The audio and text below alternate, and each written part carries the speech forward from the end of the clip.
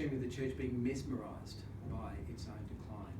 You couldn't actually see, what is it? It says that the things that the Spirit is doing in gathering the church afresh from the edges.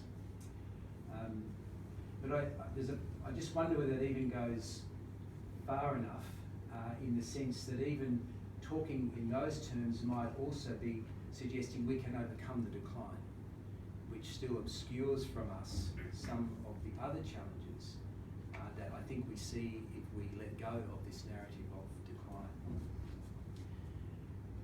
decline. With apologies to statisticians and sociologists amongst us, I've just got here some snapshots of comments about Australia that I have taken fairly randomly, so this is not intended or offered as an authoritative account of the changing place of religion in Australia. But I came across one author who was writing in the 19th century and talked about that being a bleak period for religion in Australia. In 1918, there was a particular social commentator who referred to the epidemic of hedonism that was plaguing the country. And that's matched against other data that suggests church attendance was about 25% in the second decade of the 20th century. We then look at the 1960s, where the estimates are that 44% of Australians were involved in regular church attendance. And we look at our current decade, where I think the figure is, again, how it is measured is something between 10 and 15%. So I wonder whether we're really dealing with such a, when we look at the broad sweep, are we really dealing with a narrative of decline, or are we really only from the 1950s and 60s dealing with a narrative of decline, and perhaps we're actually moving back to what is, if you like, the default place of religion or Christianity in Australia? Or are we simply looking at ways in which the place of Christianity in Australia is always changing?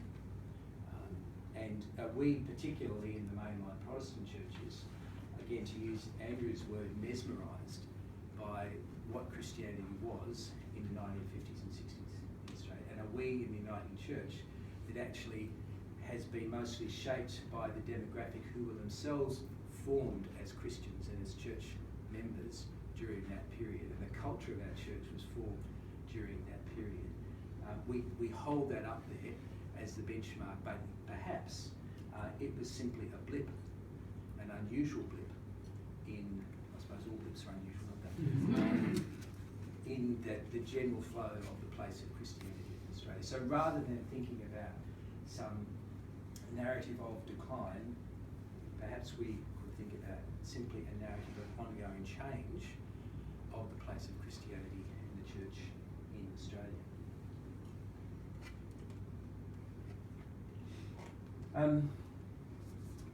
To pick up the theme of diversity, we're familiar with talking about these different forms of diversity in Australia, which impact each in their own way on the place of the church, on the self-understanding of the church and of Christianity, and all of which have produced this sense of the church moving to the margins, the cultural margins of Australia. And Christianity now is one element in these different forms of diversity that we have. But I think there's another element of diversity that we don't sufficiently pay attention to, and that's what I was addressing in the article by that title, which Lyndall had picked up and suggested there might be a useful one to talk about today. And that is the diversity of attitudes towards Christianity. There isn't simply one posture from the world towards Christianity. There's a whole variety. And what I want to do now is go to about a 7-minute segment of an episode of Q&A from way back in about 2012, in which there is a variety of panellists, as there always is, but it also included Archbishop Peter Jensen. And there's a question asked in the first instance of the comedian Catherine Devaney, I'm not sure how you pronounce her name. Sorry? So-called comedian. Yeah, okay. About whether she could ever consider becoming a Christian.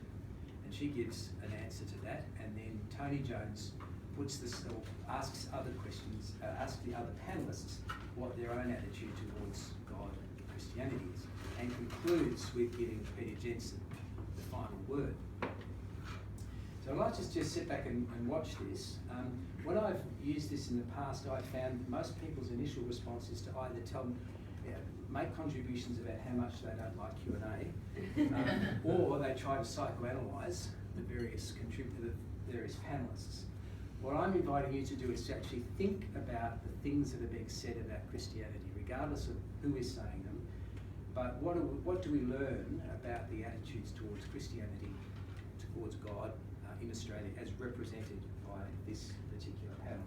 I just need to go out of the PowerPoint. Is that the one that's on that one?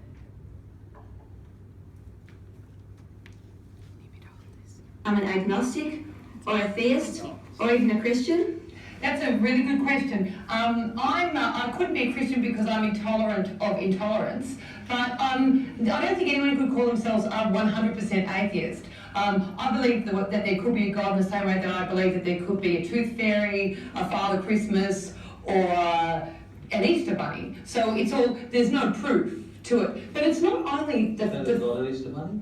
I'm sorry. But tooth fairy, for me, I mean, you can talk about proof and there's no proof. I mean, one of the things that I always think about is like, if God exists, why doesn't he show himself? But when you actually look at the Bible, that's the only text that religious text that I'm really familiar with, it is basically social engineering embedded in fairy tales and horror stories, which is just chock full of homophobia, misogyny, discrimination, and division. And most people haven't even read it. It has been written by 60 people, I think, 44 chapters, 3 different languages, over thousands of years, thousands of different interpretations. And despite all of those different interpretations, the only thing they can all agree on is homophobia, misogyny, discrimination, and division. So I'm sorry, the way that I see it has just been a very, very handy way to keep people in their place, particularly women, homosexuals, and people who don't believe what they believe. I see from the rest of the panel, I'll come back to Peter Jensen.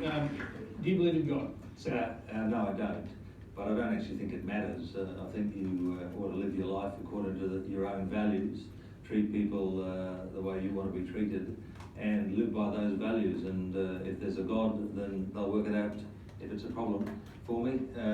But some people need spirituality, some people need belief. That's fine. It comforts people. That's their decision. Mine is I don't feel I need it. And I try to live a life according to my own values, and I think that's all that matters. Conchetta. Thank you. Well, I do believe in God, and I'm very proud to believe in God. And indeed, I know that there are millions of people around Australia who share my belief, and perhaps, believing in God and in Christianity and the values and beliefs that come with it for those, as I call the chattering classes, may not be very fashionable. But can I say that I believe that there is a silent majority in this country that believes in the traditions that go with Christianity, that go with the tradition of marriage that is opposed to same-sex marriage, and they are the silent majority in this country. And it really irks me the way that people come along and just always rubbish God and Christianity. Do we hear you rubbishing Allah or Buddha or anybody like that? Give the Christians a break, because there's millions of them in this country. I'm sorry, I really need to say homosexuality is not a lifestyle choice, religion is. Keep that in mind. Anna Kareem. Sorry. Anna Kareem. It's a tough one. You start with the basic question, do you believe in God? I'm pretty happy with a mystery. I think people who belong to a certain religion desire certainty, and I don't sort of disagree with that desire. People do want to have, they want to know some rules, and they want to have an idea of what's going to happen to them after and what's going to happen to them before. And I think that's fine, but I'm quite pleasantly happy with uncertainty and a mystery. Mystery, Peter Jensen. Yeah. Let me just pick up on something that Catherine Devaney said earlier. Why are there no more miracles? Why is it that only in biblical days people got the proof they required to become Christians? Yeah. Oh. I'd like to see an arm grow back on or a head grow back on, you know. One of the things that always amazes me... No, this is No, I really Come on, would. he's an interesting person. That would answer my question, if I saw that. Catherine, I'd like to give the last word to Peter Jensen on this subject. Okay. Has God shown himself? Yes, I believe he has, and I believe he's shown himself in Jesus Christ. I believe if you want to know, examine his life, examine what he said, examine his miracles, and that's where the big issue is. Come back to Jesus Christ and examine his life. Examine what he said, examine what's around him. I have to say that Catherine's account of the Bible is as fanciful as a tooth fairy. It's got no bearing on the reality of the Bible. Yeah, I've read it a bit. And really, I tell you what, the big story of the Bible is just as simple as anything. Jesus Christ came into the world to save us. And he is God amongst us. What more could we ask? It's all, I tell you what, it's the most gracious. I'm so sorry you've got your You view said of what it. more could we ask? Equality. That would be good. Well, we've got it because every I'm man sorry, a and white woman- middle class man like you does have it. Try being disabled, try being all right, asylum Catherine. seeker, try being gay, try being a woman. okay, You'll all right. find it's not there. So we're giving the last word. Yeah, Well, I think the he's last right. word is that in Jesus Christ we have that equality, and in Jesus Christ we have that salvation. And all I can say is the most wonderful, the love of God for everyone, no matter who they are, no matter how they've lived or whatever, is the greatest reality in the world. Okay. We're ending tonight with a kind of blessing.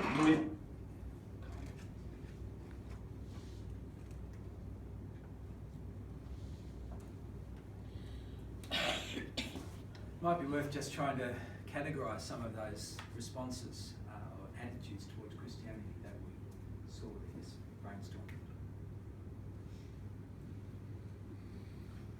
Or literalist interpretation of the Bible. By who? Related. Okay.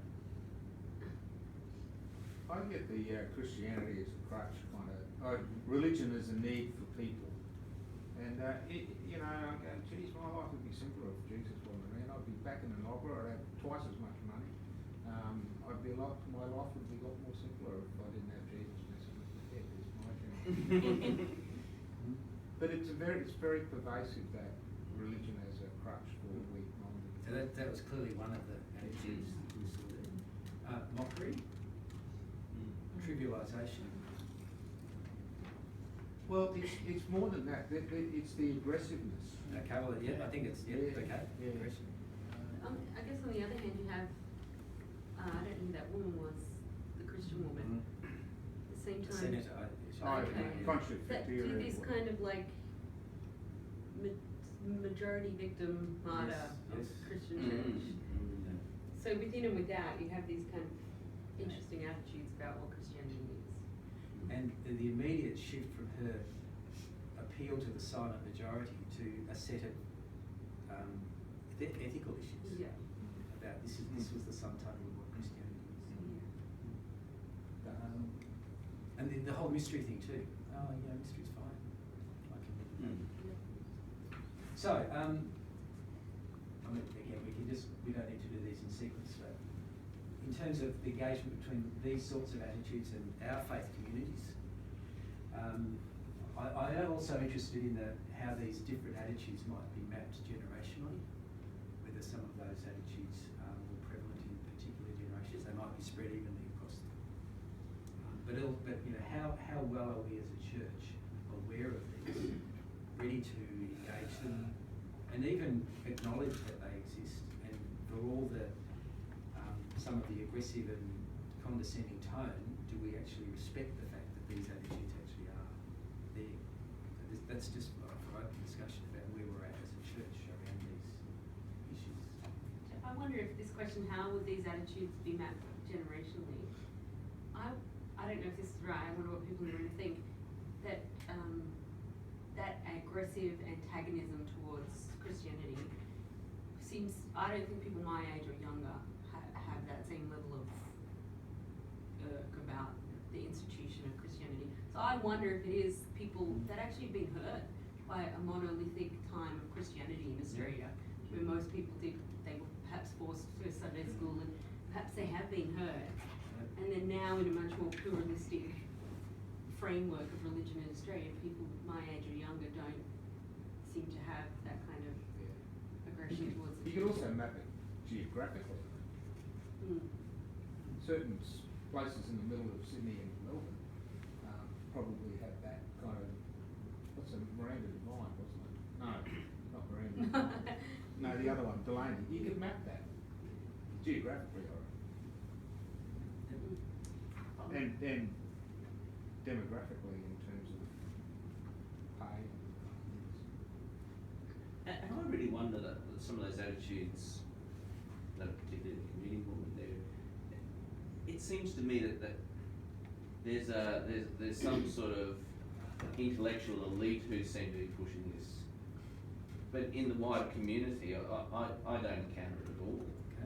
I wandering around the community, telling them who I am when it comes up, not pushing it. Oh, great! No, that's good. You know, I can't ever remember being attacked in that level.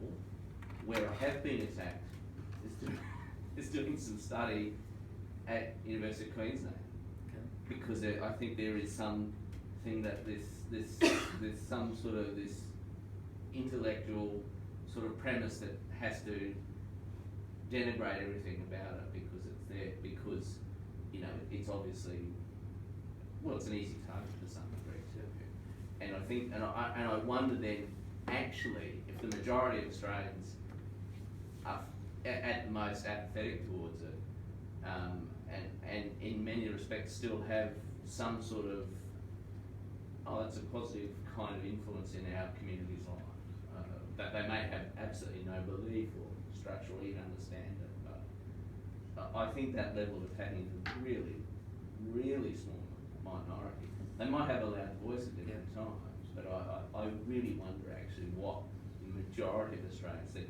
Actually, interesting, Geoff, I don't know if you've seen, but Hugh Mackay's just released a new book. Really, I only heard it on the radio. Steve Austin interviewed him from up here.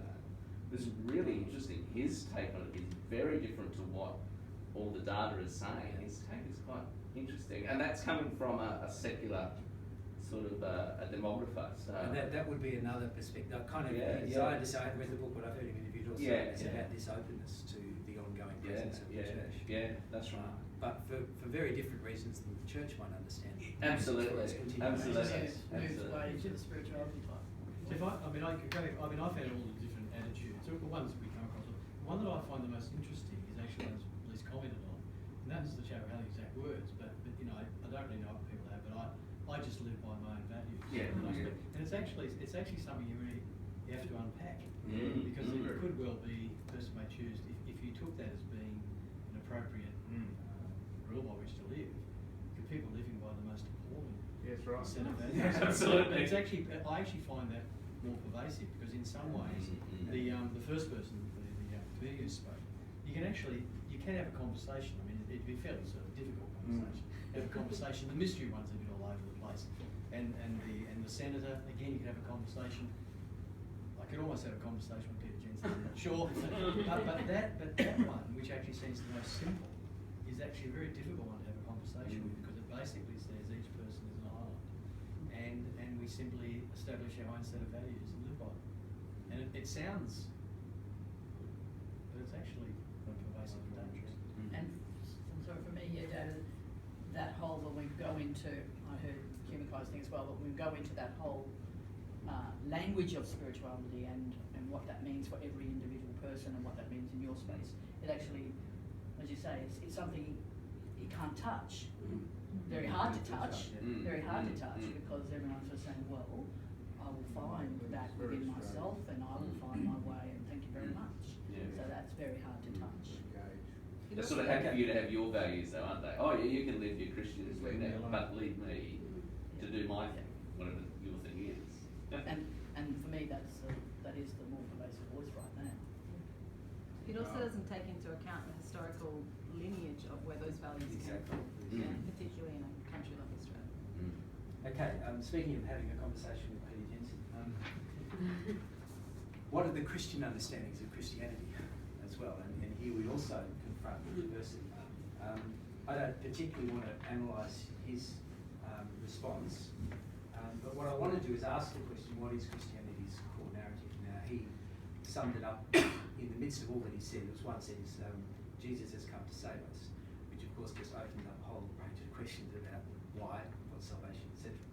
And so it's at that point that I actually want to see what's the basis of union's answer to that question, what is the core narrative? And probably a few people in this room will be surprised that I'm now going to direct your attention on the basis of union. Look, you've got it there on the handout, and look, if you just take a moment to read through it and just, what jumps out at you from this, and what is it actually telling us? Okay, I'll leave it just to read, have a quick read.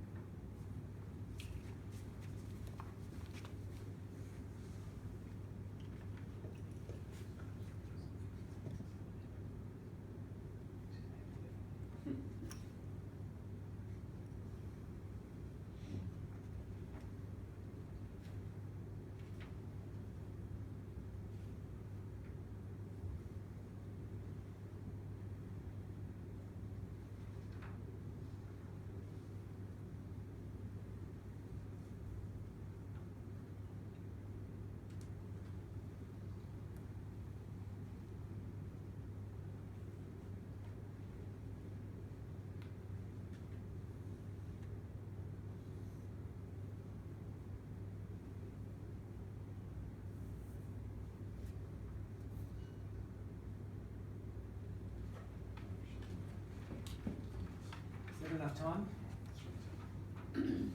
If we were to think about, well, I suppose it's that question, or to even answer that question through the filter of what Peter Jensen said, Jesus has come to save us, where does this account of who Jesus is, where he has come from, and what salvation is, what trajectories might we find ourselves following if we went with this particular understanding of Christianity's core narrative? Or what's jumped out at you as just reading it again for however many times you might have read it in the past? What words jump out? What concepts? Fellowship of reconciliation. I think that's the really hardest word for us to do.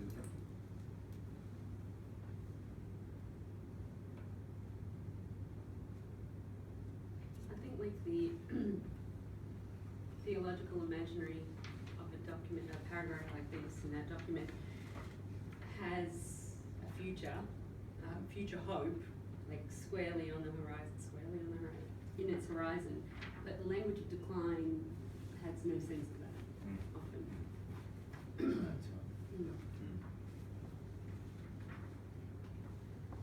And it isn't optimism either. It's actually Christian hope, grounded in death and resurrection of Jesus. I'll just point to a couple of things. One of the things that I find so intriguing about this paragraph or set of paragraphs is the way it moves from the particularity of Jesus of Nazareth through to the event of reconciliation in his life, death and resurrection, to the sending of the Spirit, the calling of the church, and to the renewal of all creation. And if we answer the question, or what is the core narrative, or how does Jesus save us, then we can only answer the question by telling this story. And it's densely particular on the person of Jesus of Nazareth, but it actually points to a cosmic horizon. But I want to just, in order to come back to the vocation of the church, the line I want to pick out from there is in the third sub-paragraph. The church's call is to serve that end, to be a fellowship of reconciliation, body within which the diverse gifts of its members are used for the building up of the whole, and then an instrument through which Christ may work and bear witness to himself. And this is really where I want to focus on what is the vocation of the church. The vocation of the church, it seems to me, is to make itself ready to be that instrument through which Christ bears witness to himself. So that we are simply a body, not simply, we are a body of witness. And if therefore the church is to be the body or the instrument through which Christ may work and bear witness to himself, then the church must itself display the character of Christ. It's not as if, well, I mean, I think there is you could argue theologically that Christ can work through the church in all its failings, but at the same time, if that's the self-understanding of the church is actually been called to have the character of Christ. This is where I come back to this article that I published in Crosslight, the Victorian equivalent, or Victas equivalent of Journey. And I suggest this is the most demanding calling of the church today, it seems to me. It's not to reverse the story of decline or to make change for the sake of change, but to actually be a community of grace, forgiveness, friendship, mercy, humility, sacrifice and hope, because they were the sorts of virtues that are actually shown in Jesus and who makes Jesus the one he is, as the one who reconciles or through whom God reconciles the world to himself. And that would lead me to then say, as a final comment, the greater challenge for the contemporary United Church is not to make changes. Yes, that is massively challenging, but the greater challenge, it seems to me at the moment, is to be clear about why we need to change. What are our motivations for changing? What do we actually understand the church to be? And why would we want it to have the character, the virtues, the quality of witness that we do? And the answer has to be something along the lines of to be that instrument through which Christ bears witness to himself. And that's really all I was going to say. And we've got a few